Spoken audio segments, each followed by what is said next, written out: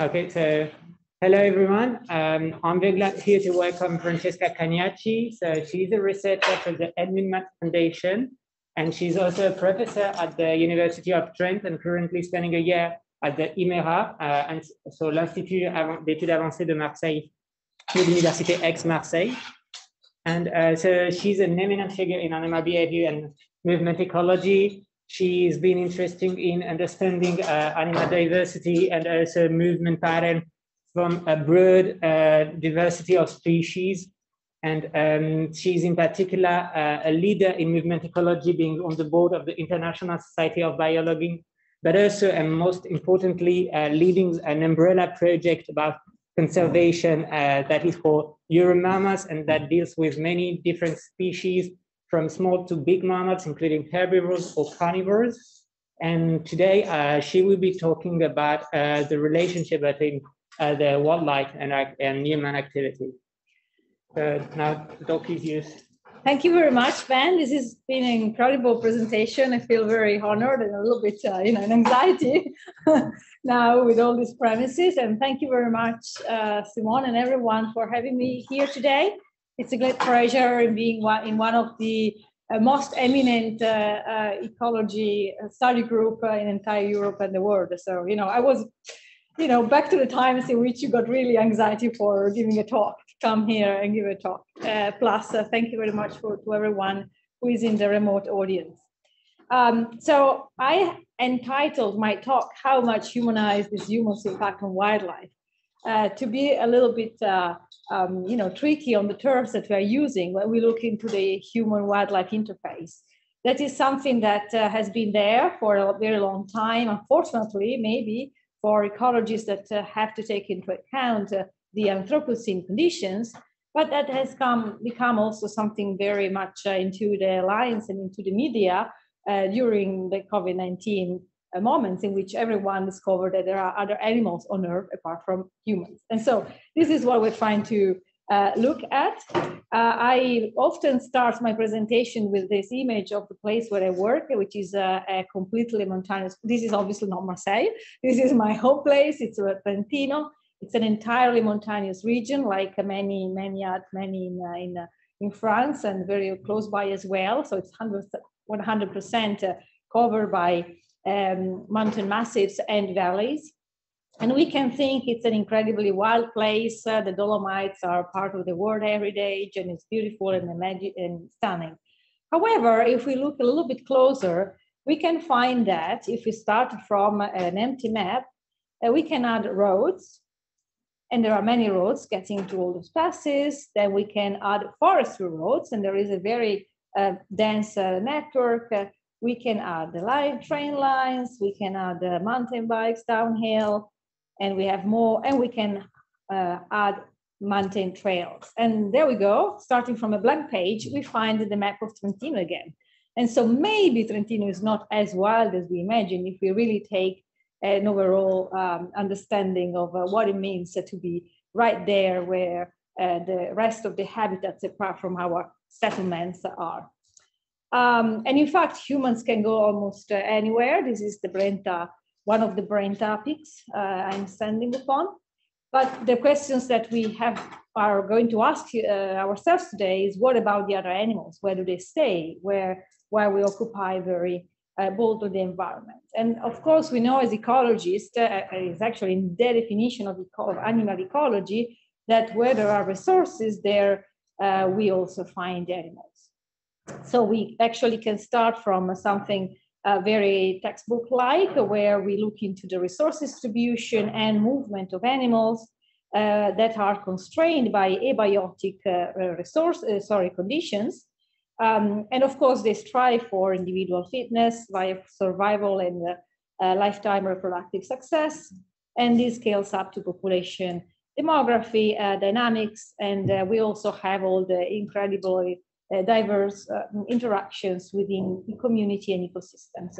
And so we can, of course, frame within, again, a textbook ecology, this as animals realizing their niche in a context of available resources while being constrained by the fundamental niche and the biotic components. But there is a but. We all understood that we would go there. That is the fact that animals are actually sharing this world that is filled up with our infrastructure, activities that are energy hungry. They are changing both the abiotic and the biotic side of the world. And this is what we're trying to look at today, to consider both aspects and see via some study cases how this can induce responses, adaptations, compensations, but also potentially threats into animals. Again, textbook conservation biology, we know that the anthropic perturbation of ecosystems are between direct and indirect, with indirect climate change being the overwhelming one that really affects the abiotic fundamental niche of many animals, and also being incredibly difficult to address and tackle. As we know, COP26 has been just out of our daily news. And then we have more direct impacts, meaning that we are taking away habitats or resources or affecting resources of animals. And this feedbacks into the community, and it can take, in extreme cases, to extinctions. So in this case, we have to take our nice textbook scheme of how resources and the biotic conditions and the competition shape animal distribution, and consider both indirect human impacts on the abiotic niche and direct human impacts in terms of competition, either for resources or for space. So we will see some case studies of human impacts on animal movement, behavior mainly, which is my main topic of research from Trentino. We started from the abiotic impacts, and Trentino represents a very clear study case in this respect. We have probably in mind these mountainous regions as linked to ski resorts, to skiing, lots of snow and cold in winter. But unfortunately, more and more often, what we see in full winter is something like that. So it's basically a completely environment that is just covered by the artificially snowed pistes. And in fact, the aim of COP26 has been already passed by far and large in the mountainous regions of in several pine regions. With this is a projection from climatologists. It's not just it seems like it's putting the dots together, but the lines are actually projections. And unfortunately, we see that the increase of 2 degrees, not even 1.5, of 2 degrees has already been reached 10 years ago. And this has, of course, an immediate impact on the snow cover that becomes not necessarily more, less. It depends on where we stay. It becomes sometimes more variable and even more daunting because we have, snowfalls like the rain of yesterday. But very much patchily distributed and very much unpredictable, whereas the snow line increases. So what is the consequence of these situations of this? We will see two sides of the coin. We will see a successful story and a less successful story. And for the successful story, we start from the summer conditions and we look into the Bushtin, right? Bushtin, how do you pronounce it? The ibex. And we look into ibex that live in a very iconic place. It's the southern face of Marmolada, where lots of alpine climbs have been done in the 70s, and the first to sixth grade has been climbed, which is, a very harsh and serious environment. So what these animals do is to cope very well with the variation of temperature. They don't like a hot time. And they instead prefer to forage during the day. So we looked into the time spent in activity throughout the day hours, and we saw that they tend to eat more favorably. Basically, they have breakfast or a cocktail in the evening. So they tend to eat more in the morning, early morning, and in the evening. And instead, they tend to rest in the afternoon. But the different colors of this graph indicates that this actually happens and compensates for different temperatures, mean temperatures during the day. So they have a sort of a preemptive behavior. They understand whether a day is going to be particularly hot. They get up earlier, they eat earlier, and then they have a very prolonged and nice rest or siesta in the day, which is the red curve here. And the next thing we found is that if we sum up the activity times, which basically means the foraging times, of the cooler days and hotter days, actually they are almost similar. So they tend to compensate by anticipating or participating their foraging time and postponing the foraging times and having a longer siesta, which is good news, right? But then we asked ourselves, okay, but what is hot for an ibex? You know, we know what is hot for us, and it's not the same. You know, sometimes I have someone from Northern Europe visiting in summer in Italy, and they say, "Whoa, how can you live in this place in summer?" And maybe vice versa. So we have a very different concept. And what is the ibex concept? So we plotted our activity versus we predicted the activity versus temperature, and actually also compared that with the physiological work that has been done a decade ago, and we found very similar results. So basically the activity of ibex drops at 13, 14 Celsius. Before, as you see, tends to increase, and the high confidence intervals is due to the moment of decrease of metabolism in winter. Then they increase when the temperature increases. They reach a maximum, which however drops completely beyond a certain temperature, which means that yes, hot it is when the temperature is just above 13, 14 degrees. And they also have another way to compensate, which is basically to go higher. So to use the very steep altitudinal gradient they're exposed to, and when it gets hotter, they tend to go to higher altitudes. And in fact, as you can see, they stay higher up during the hottest hours of the day. And the increase is almost linear. So we try now to understand how this scenario, which is not so bad because it actually shows a compensating behavior. So these animals eco-evolved in places that can have contrasting temperatures throughout the year, so it makes sense. We looked into what this would mean in terms of climate change.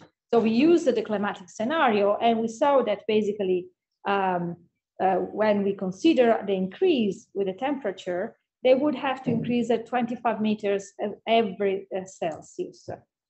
However, in the climate change scenario, this would mean 100 meters for the same average period of the year in only 30 years. Similarly, okay, and the problem is that these critical temperatures that are now happening during the summer in the area of ibex, just about 10-15 days per summer maximum. In 30 years, they would basically be like that for the majority of summer. So almost 2 months a year would have temperatures that are physiologically critical for ibex. And so what does it mean? It means that they would have to anticipate even further and postpone even further the foraging time, basically almost becoming nocturnal. But we should remember that becoming nocturnal in the high peaks can be treacherous also for animals like that are so able to climb incredible peaks. And also we don't know whether this compensating behavior would actually work when we really stretch it to just occasional days in which it's particularly hot to a condition that becomes the average throughout the 2 months. So maybe some other mechanisms such as genetic adaptations instead, like real natural selection on those that are more tolerant would have to operate. But we know that ibex has been bottlenecked already. So we don't really know how much variability it would be allowed. And then what would happen if they try to escape from the heat? They would need to go higher, we said. They can do that. But what does it mean, 100 meters on the southern slope of a Marmolada? It means that it's impossible. They would reach the top of the peaks. They would reach places that are so vertical that basically maybe allow them to balance, but wouldn't allow them to forage at all because it's impossible to have forage there. And so we see that despite species having a biotic constraints, compensatory mechanisms, those might be limited in the perspectives of climate change either by possibly limitations due to physiology or for biogeographic reasons. But we understood that we always have to see the stories in different ways if you really want to have an understanding of how, ecosystemically speaking, our abiotic constraints operate via climate change have an effect. And so we also considered the situation of another ungulate that is present in the mountains, but is way less adapted to extreme situations, the roe deer. And we see a particular case where we have a direct and indirect interaction of two different impacts. I showed already this picture in the Brenta Massif and the Mello Massif. The roe deer reach about 2,000, 2,500 meters even in summer, but then they are constrained normally during winter by the snow depth. And so they stay lower down and they have an altitudinal migration. But we see the situation here that I already showed where the snow variability varies throughout decades. And there is also a complicated factor because we need to make things particularly complicated all the time. Not only we have an abiotic effect due to climate change, but we also have an interference with the resource distribution because in our study area, there is the practice of feeding ungulates in winter with feeding sites that for some reason has been booming and increasing in the last decades. So we argued when it was less necessary for it to be, if ever. And so we have the interaction of these two aspects. And we were lucky enough to have data, movement data, from the beginning of the 2000s, it was still the old VHF back then, and more recently. So we could do an interdecadal comparison of how animals would respond. And when I started my work in the Alps, I thought this would be completely ridiculous, right? To think and find an actual response after only 10, 15 years. And then it was more anecdotically looking, into my sites and seeing animals and observations, and of course looking at data. They understood that maybe not. Unfortunately, that was actually probably a sensible thing to do. And so we used the climatic projection and the distribution of our animals, and we looked into how they would respond to two factors that were the most important in the models. The snow depth, that of course has a negative effect, as we said before, and also the distance from feeding sites. So what we found is that when the snow depth increases, they tend to be closer to feeding sites. They tend to find a resource that is more opportunistic, anthropogenic, and available back then. But when the snow depth is not there, they are actually ignoring feeding sites. They are just using normal resources. And this was sort of a compensatory anthropogenic-driven mechanism that we observed at the beginning of the 2000s. When we then projected the same results in current days, we saw, or just very recent days, we saw something very weird and very different. So basically, there would be no longer any compensatory response. They would be somehow attracted by feeding sites, and no matter what, in presence of snow or in absence of snow. So we asked ourselves whether this was linked to their habituation to feeding sites that kind of exploded in the meantime, or maybe also a response of to the unpredictability of the snow cover that in the meantime became very, very clearly emergent. So we compared the probability of presence of our animals in the two scenarios. Well, in this case, it's the historical and contemporary period. And we saw that indeed the blue is less suitable previously, so means that they actually tend to indeed go uphill, but also to be somehow attracted by the feeding sites a lot. When we compare, though, the same kind of projections between now and the climate change scenarios, we see that basically there is no more difference,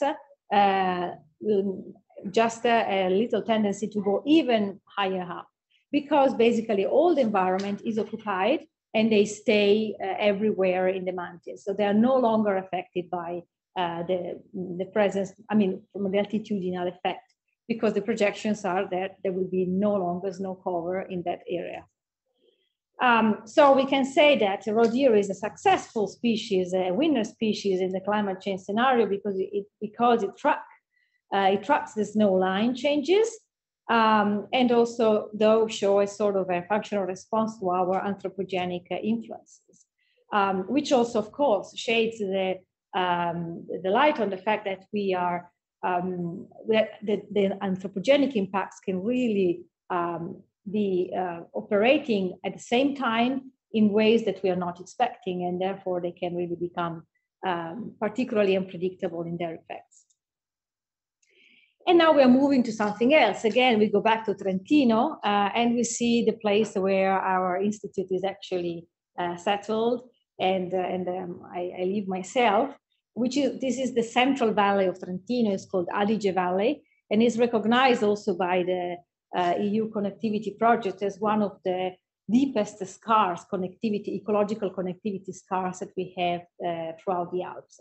So it's really deep. It's really super infrastructures. It's basically the Brenner area that takes from Italy to Austria and then continues through Germany.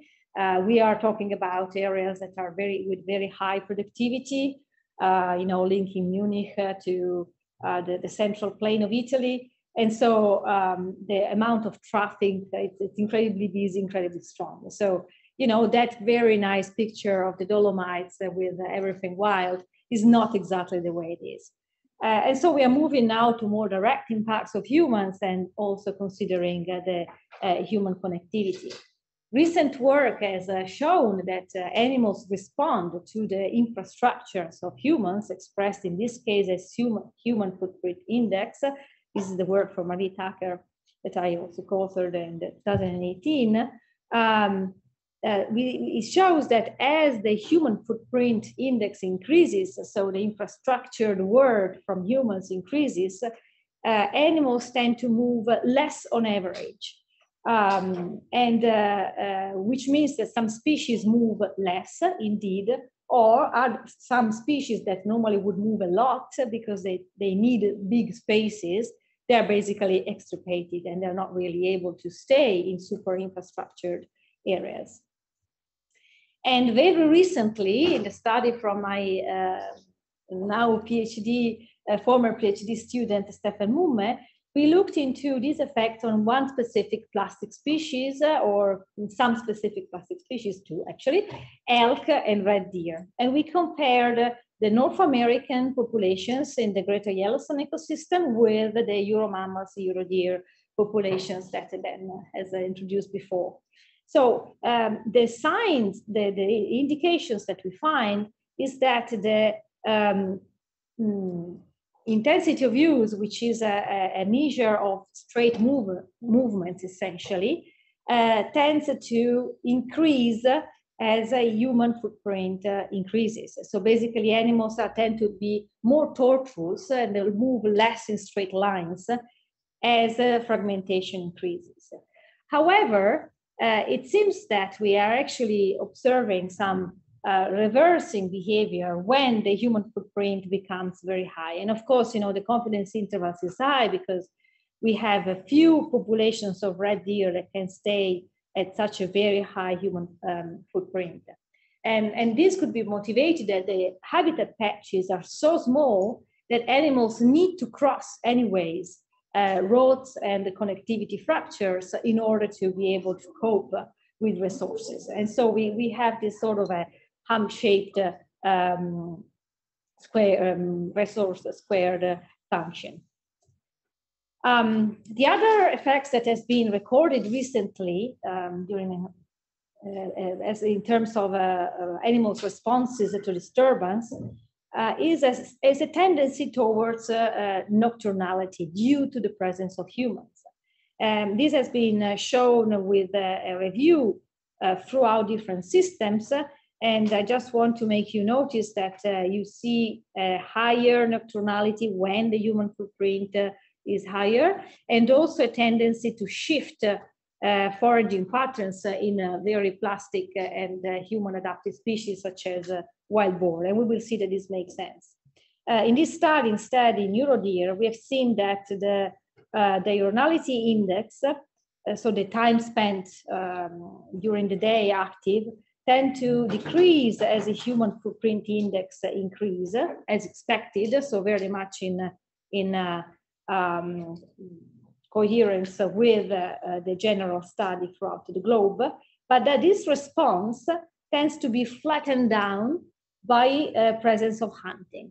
So again, we have the presence of two interactive disturbance types. On the one side, we have infrastructural disturbance, which is human footprint, and on the other, we have humans as a super predators. And so when both disturbances are happening, the capability to adapt, to respond from animals seems to be depressed, and they just stay flat on the curve. Okay, these are the premises that led us to look into some more specific effects in our study areas, in our case studies. We are looking again at these guys, the roe deer at feeding sites. We are considering some very specific situations where feeding sites are overwhelmingly present. It's not the same study area that before. It's an even more anthropic one, or semi-anthropic. I mean, we're still talking about woods. I mean, it's a forest. It's 100% forest, but it's simply used by humans a lot. There are hunters at feeding sites. So it's not the super wild context where the ibex dwells. And here, it has been already presented, I think, in the seminar. We operate, I'm sure, we operated a manipulation of these specific anthropic resources. So the feeding sites have been used by hunters for a very long time now, for about 20 years. Roe deer are very used to their presence, and we trick them actually for cognitive purposes by removing the access to the feeding sites. So we cover the feeding site with a board so that the perception was preserved, the perception of food there was preserved, but not the accessibility. And then we looked how they would behave in presence, absence of the accessibility. So with this experiment, as a proper experiment, pre-closure, closure, and post-closure. We are not looking at the cognitive aspects of this today, but more at how this affected the use of space. So how plastic these animals that are used to this resource would react in terms of occupation of space. And we saw a very plastic behavior. You see that this is a classic KDE with the core being around this feeding site. It is the one that we are operating upon. And during the closure, so when we are preventing the access, the core of the kernel tends to move out towards other feeding sites. So we can really see how our anthropogenic distribution of resources are really shaping the movement behavior of these animals. And if you remember, we saw that mentioned for the wild boar, which is a classic urban species that makes the lions very often because they are really adaptable to the presence of our garbage or the distribution of our leftovers. And here we have an experimental proof that the animals, when they are plastic, can really immediately track anthropogenic resources. And then nicely, and this had lots of implication for our cognitive study, they would go back when we open up again, showing an effect of memory. So this was experimentally made by us, set up by us, and no one would have expected that then the situation of the world would make another type of experiment. And it's thanks to this little guy down here that makes everyone but me at the moment wearing a mask now in a big room.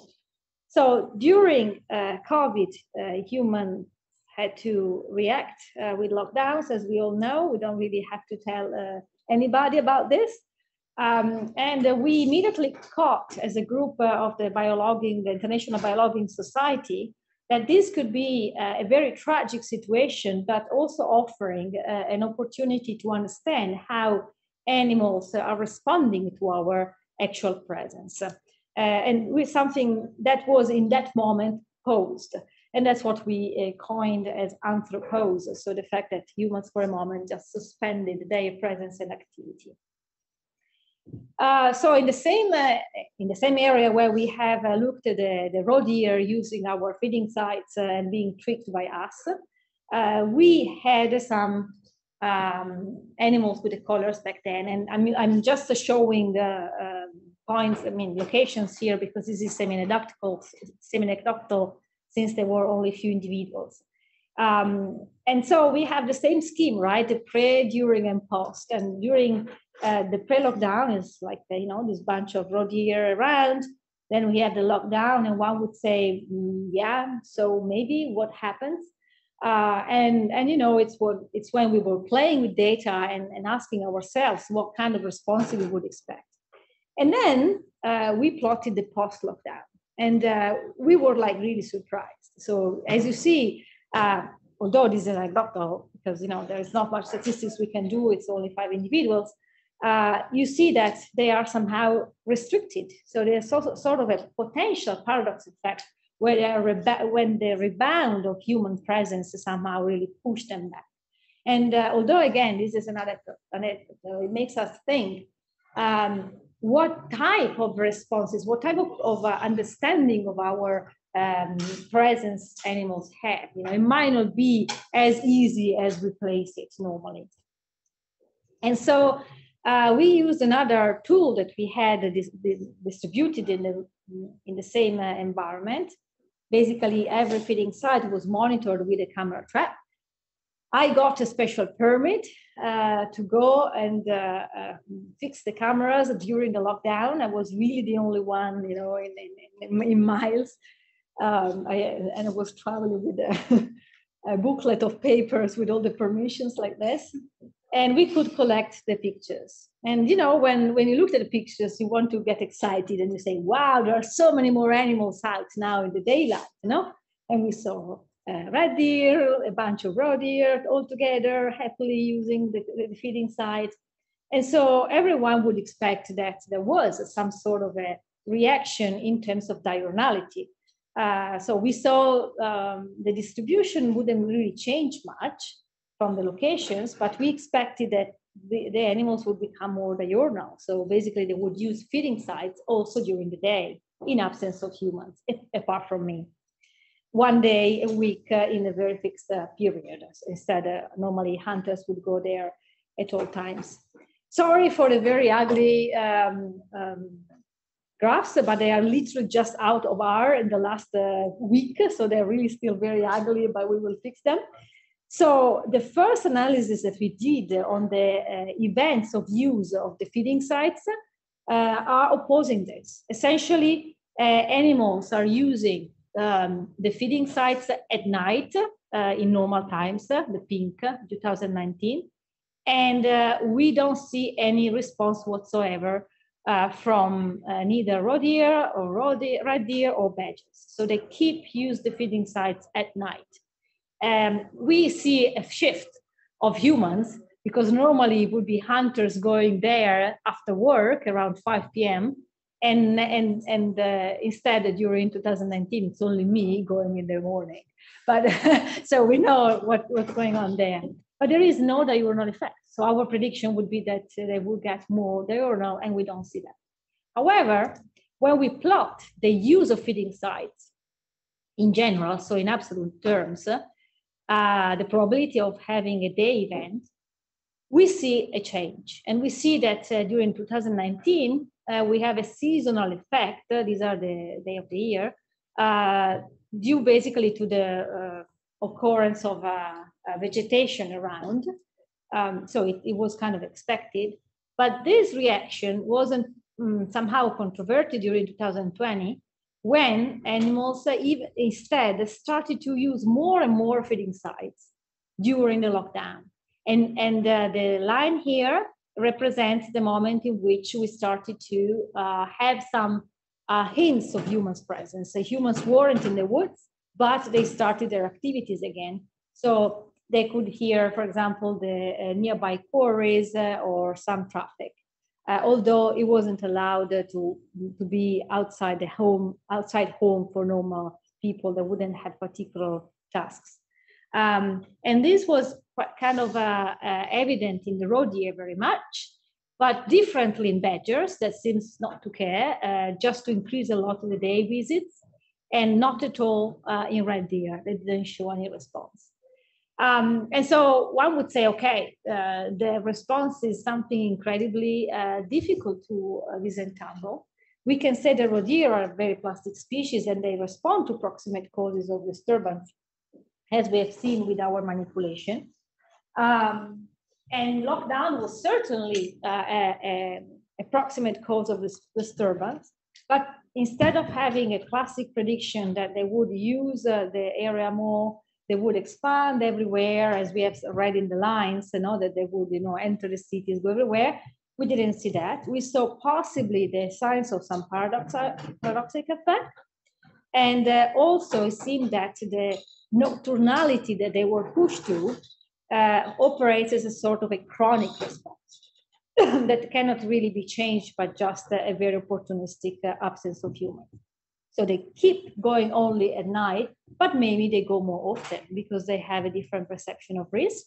Question mark. We'll never know exactly, but I think this is exactly where we should direct our studies to understand better how humans are disturbing animals. And then my last example, in the last 5 minutes, we go back to the classic connectivity story.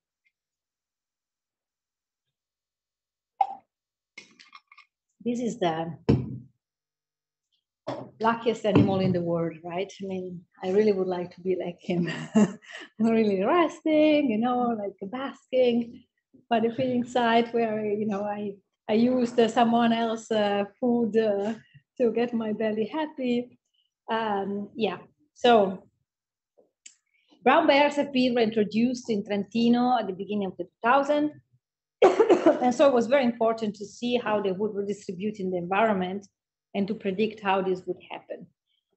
Of course, it has been done with a habitat suitability model back in the 90s before their introduction happened. And we redid the same thing in 2015, producing a probability of distribution of bears across the entire region, knowing though that they were actually restricted normally to the western side. So we did a spatially predictive model. And we found a little bit obvious that within their home range, they would tend to like certain types of natural habitats and avoid agriculture, bike trails, and so on and so forth at the third order, so within the home range. But more recently, we wanted to better understand how this would actually happen. And so we can see, starting from the old habitat suitability model and the model that I have just presented from 2015, how we can get our understanding of a bear distribution in the western side where they're actually present in a much better way when we consider not only the presence of infrastructure and land use, but also the actual presence of humans. How did we do that? Using Strava. You know what Strava is? Strava is an app that basically tracks yourself. So if you want to go cycling, you want to go hiking, you want to come to university every day, you can just have Strava and have your Strava tracking yourself. So we use this human tracking to see whether that had something to do with bear distribution. And what we found was that yes, a lot. It was an incredibly good predictor of bear presence and distribution in the environment. And so basically what we found was a much patchier suitability of the habitat with respect to the case that we had in 2015. So yeah, the bears were distributed more or less in the same places, but it looked way more fragmented in terms of accessibility than what we would think. Similarly, we used the same variable to see where bear bedside selection sites would be distributed. And thinking that the bed sites are those locations where bears may feel more vulnerable, right? Because they are resting, they are not having, the usual capability to immediately react to human presence. And it was almost, I would say, sad to see this, when we mapped our predictions, and then actually we mapped the study sites, the actual bed sites that we found, they are, as you see, almost embedded into the pouches that are left behind by the trails used by humans. And you see, these are the colors refer to how much a certain trail is used. And you really see that it's not the trails that make a difference, it's how much the trails are used. So these trails are particularly left aside. And so we have a bunch of feelings of bed sites there. So they really tend to go where the direct human disturbance in terms of human presence is not there. So this is another type of competition for space, which is not the classic infrastructure, the easy peasy human infrastructure metrics that we can get. It's really the way we are permeable in their permeating their environment, their habitat.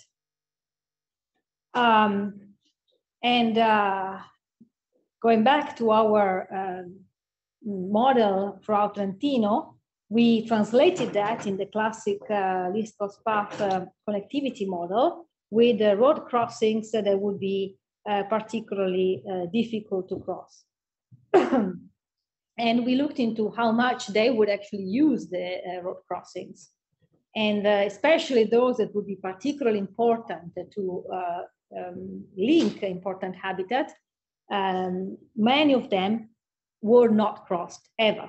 So you see the stars are those road crossings that are particularly important, and some were never used. So we basically go to the reasons why the bear can actually be constrained in a certain area because they are indeed being exposed to human competition for space, either infrastructurally or for our actual presence.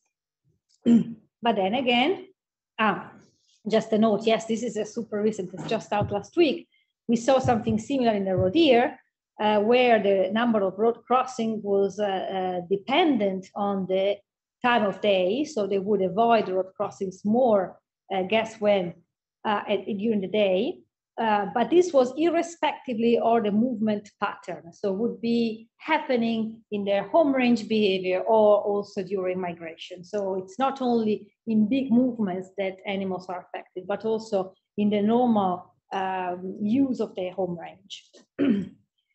So let's go back to our bear and see what happens during the anthropods. So on May 5th, during lockdown, a little bear crossed the famous scar, and he crossed it exactly in one of the points that we predicted being a connectivity link. And it not only crossed, but also entered into a village and climbed the building and entered into a balcony. And then it was scared to death because everyone realized there was a bear on the building and started to scream and call each other and make films. And this poor little one said, oh gosh, what's happening? But it was like the moment we took away the actual presence of humans, I mean, the highway is still there, right? But the moment we took away the presence, then a cab that didn't have any memory of what's going on that highway, because it was 5th of May, just out of the den, crossed where he actually had to cross. So we didn't have tracked bears during that period, unfortunately, but we recorded the presence of bears in terms of use of human resources. So again, we go to the anthropic resources being used, and we plotted those records of bear disturbances. And we found something that was pretty incredible to us. So this is the gray part, is the core area, where the great majority of bears is included still after 20 years from their introduction. During lockdown, which is the red, so in 2020, the presences were recorded throughout the areas, and also all the crossings that we would have predicted were used. And this was also statistically showed by the fact that the locations were much farther away from from the core area, and the crossings were used more, so closer and more during 2020. So if we have to sum this up, we can say that, again, in ecological niche terms, humans basically squish the realized niche of other animals, either as direct competitors for space and resources, or super predators, while contemporarily conditioning their fundamental niche. And so what we can look, how can we sum up our considerations? During the Anthropocene, so in terms of infrastructurally, we can potentially see in some cases metapopulations that are broken apart, but also on the other side, we can see overpopulations of certain species that are well adapted to anthropic context. And we can have abnormal or altered relationships. During the Anthropocene, so in the absence of human presence, we would have had maybe in mind an idyllic picture where animals would be happy and set free. Indeed, we can observe some structural barrier crossing and the use of normally disturbed habitats more. But also, we know that we can potentially have some chronic effects of our disturbance that do not go away so easily and that might be fixed. And sometimes even the paradox effect. So what happens when we actually go back? And on top of this, we have to add the fact that during the Anthropocene, humans are also those that take care of animals in terms of patrolling, poaching, and disruption of habitats. So the final suggestion is to consider human disturbance from the animal's perspective. So not just make this like a big box, we disturb animals, but really try to disentangle the different factors of human disturbance. Understanding that everything happens in the huge framework of the abiotic factors that are changing, so climate change, that can really shrink the possibility for animals to react, to have adaptive responses. Another consideration that can come from our studies is that we did find some compensatory behavior. We did find responses that would lead animals to still utilize the resources and habitat, which is good news because there is still some plasticity that it can be pulled. However, the bad news is that this reveals a very thin barrier. So it was enough to release a little bit of disturbance during COVID, or it was enough to consider how much we use a trail and we see a response, which means that really we are stepping on their toes essentially. So the barrier between humans and the other animals is really becoming thinner and thinner, as we all know, also because of the emergence of new diseases and how the imbalance between the different direct and indirect impacts can interact, producing unforeseen events. And with this, I thank you for listening to me and all my very many collaborators around the globe for their incredible help, support, passion, dedication, all my current and past students. And of course, I take questions. Sorry, I went 5 minutes beyond.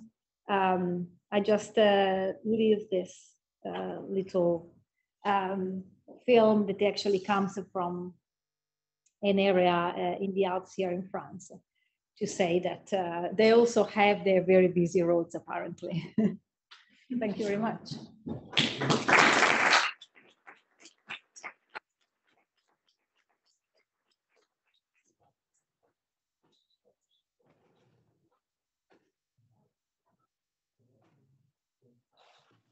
Thank you, Francesca. Thank you, Stuart. Some time to some questions.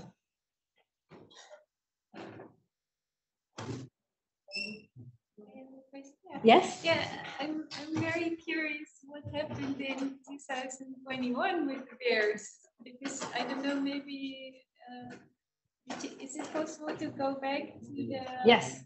to the figure where you have you do lockdown study with the years, and you have the GPS fixes, and you said it looked like they moved more, but then the third after the lockdown, they. You mean the roe deer? Yes. Yeah. Yeah, that's well, we are. Because there you look before, during, and also after. Yes. So. That's why. And yeah. So what we are doing now, actually within the COVID-19 Biologging Initiative, is to look exactly into this. Yeah. So comparing different years, so 2020, and then 2021, where sometimes you also have forms of lockdown, and previous cases. But I just showed one study case, the roe deer in one specific study area, where we know everything. Now, we know everything about this area. We knew exactly when the quarries started to work again. We know exactly when humans started to go in on the trails, on the trails with the bikes. And then we were able to pick a response, or it seems that, we're still working on the data. Because from this purple fixes, you would almost think they got somehow de-habituated from humans, and then all of a sudden they came again, and they kind of, or maybe they kept to be like they were, but then when there was this rebound of presence, then they got scared. They had a sort of a risky behavior that was at a higher level than before. Yeah. So that's the point, that it was somehow. What I'm trying to say is that we are trying to look into this, but it's not easy because lockdown can mean so many different things. And throughout all these cases, I think I showed what I believe is the case. It's not only lockdown, yes or no, but it's what type of disturbance there is. I mean, are there noises? Is a Q-related disturbance? Like in this case, the quarries start to work again? Or is actually presence of humans in the woods? Or is actually hunting? So what is the exact presence, absence of what disturbance? And so this is very difficult to evaluate, and we want to be particularly careful. At the global level, it's going to be difficult because, But you need detailed information. Yes. Just because it relates to this point. Yes. I was wondering, can you show that it's a rebound in the reaction to human activity, or an actual rebound in human activity just because after the lockdown, everyone wanted to go out in the woods, etc. Can you quantify this? Yes. Quantify, unfortunately, but yes, absolutely. This is another hypothesis. But what can I say is just going back to anecdotal facts, there are anecdotes, but it happened. I was in the woods right before and right after the moment in which people were allowed. So they couldn't leave home, but not use cars, okay? So that was a very specific thing, because you could leave home and walk or ride a bike, but you couldn't use motorized vehicles. So you couldn't, basically displace yourself to another place. You should still stay. I've never seen so many bikes in the woods. Everyone became a biker, everyone became, like you would see everyone. So yes, it could also be. It could also. I mean, that's the point. See not only the response of animals to our reaction, but what exactly our response was. That's absolutely the case. Yeah. Okay. I was curious. Thank you very much for the talk. It was very, very interesting. Thank you for listening. I was curious to know how long did the deer come back to their main feeding site? Because you said that they change. Yes. That means also that they continue to explore, because as soon as you open it, they go back. So how much do they take to go back and discover the opening? So we model this using both the preference for feeding sites and also considering the memory effect. And we saw that they have an almost immediate rebound because the memory, the attribute memory decays after only 3-4 days. So I would say the response is around 3-4 days, but the important aspect is why. because the attribute memory tends to decay, which is what makes them exploring again. So they don't go, they're not down, they don't stay fixed at the feeding site that they cannot open, but time to time they go back to explore. And the moment in which it's open again, they use it again. And the reason why they use it again, it's also interesting because all other feeding sites were open, but that one. But that one was the one that they would use the most.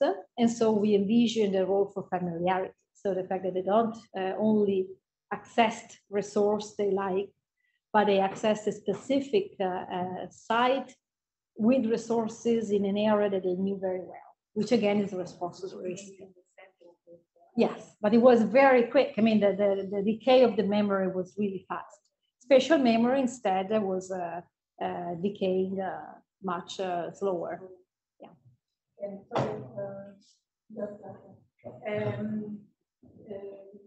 also, I mean, I was wondering when you were saying that they are more nocturnal because of the temperature or human disturbance.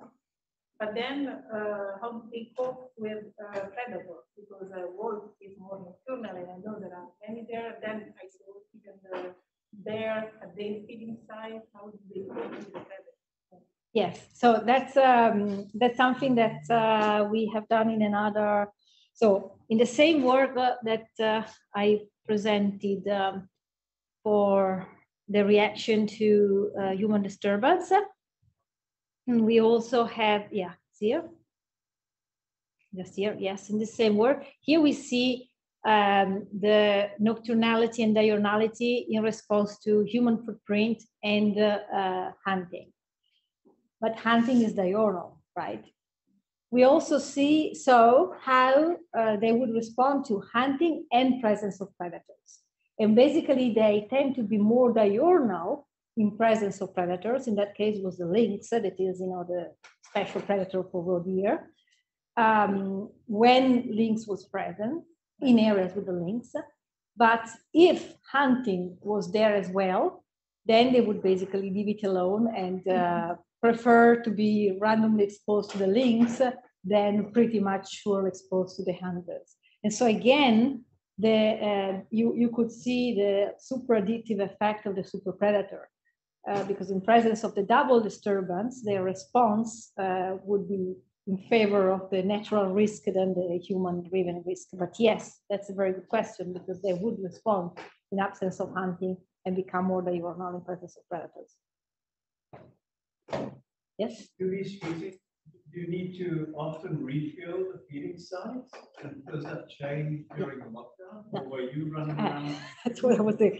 So yeah, so the absolute premise and foundational aspect of these experiments is that there is constant ability to presence of food at feeding sites that we monitor. And which meant that I became a carrier of sacks of corn during lockdown. That was exactly the point because the experiment was going on, was finishing. And so we freaked out and I got this special permission because I had the experiment going on to go and keep feeding. And that's exactly the premise. So the resource would stay the same. Yeah. I have a question regarding the index, or what you were labeling it as the loser species. So I have understood correctly. So it is anticipated in the case of increase of temperature that one of the responses is for homeotherm species is to decrease size as it allows for larger heat dissipation. So have you observed any of this? Because this has been observed in smaller species in southern Spain, in the Doñana Park and things like this, especially in golden species and other small mammals. So would this be a possible adaptation that could be? So have you witnessed something like this? Because the compensatory strategy is essentially behavioral. It's a behavior. And then, but is there any, anything that could be anticipated or already observed in terms of physiology of the individual or anatomy of the individual? Yeah. So we haven't observed in that population, also because that population has been reintroduced at the beginning of the 2000, more or less. So probably time span is too short. I think they saw a response not in the body weight, if I recall, but on the horn size in Gran Paradiso. So basically in the source population Gran Paradiso, they did find an effect on biometric measures linked to climate change. Where there was more standing genetic variation, that was the mother population. Right? Yes, yes, okay. Yes. So that's also important, is the source population. So yeah, so the answer is yes, it's a very good point. This is basically also what we conclude, that at some point behavioral responses probably wouldn't be enough by themselves, but you would have to pull, another type of genetic-based responses that could also be then other behavioral adaptations, but not necessarily what we observe now, if they are able to cope. Yeah. But that's very important point. It's interesting to hear that you have feelings like confidence in this area. I was wondering whether there is any problems of growing populations and travel interference with humans on roads or fields, stuff like that. And if there's not, do you think that it could be related to the presence of telephones? What, the response to feeding sites? No, the fact that there is there any problem with humans or rates? And if there's not, the populations are regulated by the.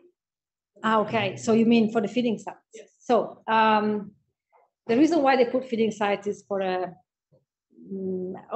management reason in the alpine area, where they think they cannot cope in winter, and is, of course, is very debated. In our study area, it's an experimental presence of feeding sites, not due to us, due to the hunters, and it was linked to a local situation where the distribution of the animals was very uneven, and they wanted to understand why. If it was linked to resources, it was linked to poaching, it was linked to what. And so they thought to put the feeding sites in order to homogenize the access. And of course, it can be debated, but in a way or the other. So that has for sure stabilized the presence of the roe deer around there, but we also saw in other data that I'm not showing that the use of feeding sites is extremely variable between individuals. So some individuals use them like crazy, some others, they barely access them, even if they are there.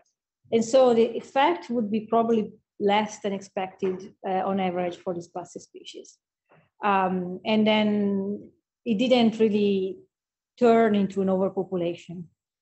It's also quite local. And so I don't think, in terms of the predator control, when we started the experiment, there were no wolves there, but they are coming. And so I'm keeping my feeding sites and hammer trapping there because I want to see what's going on then. For sure, it's going to be incredibly interesting to see what happens. Yes?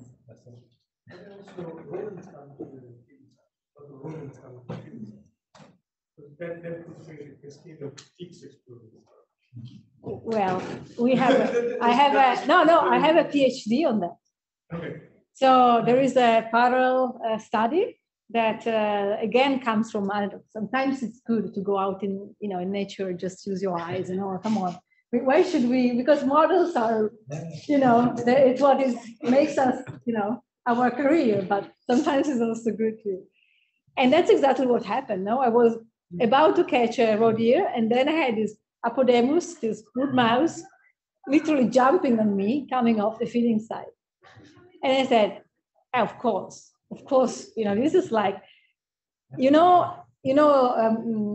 Walt Disney, Uncle Scrooge character, the uncle that goes in the big pot of money and swims into it. It seems the same, come on, like a wood mouse swimming in an ocean of corn, And that's when I got the idea that we should look into the effects, the cascading effects, and we can do that. So we have a parallel study on wood mouse. We do macro capture. We tried also some census, but it was too early. They don't really work well on so small species. And we found a very, very strong effects on demography and also on competition. Basically, when there is abundance of food, the more opportunistic species in the community prevails, and the demography explodes. When there is no feeding, then the competition is more balanced. So we are writing up now with Julia that she's gonna listen to this and be very happy for your question, I'm sure. Yeah, I don't know if there were online questions. It's late. Yeah. Oh yes, it's very late.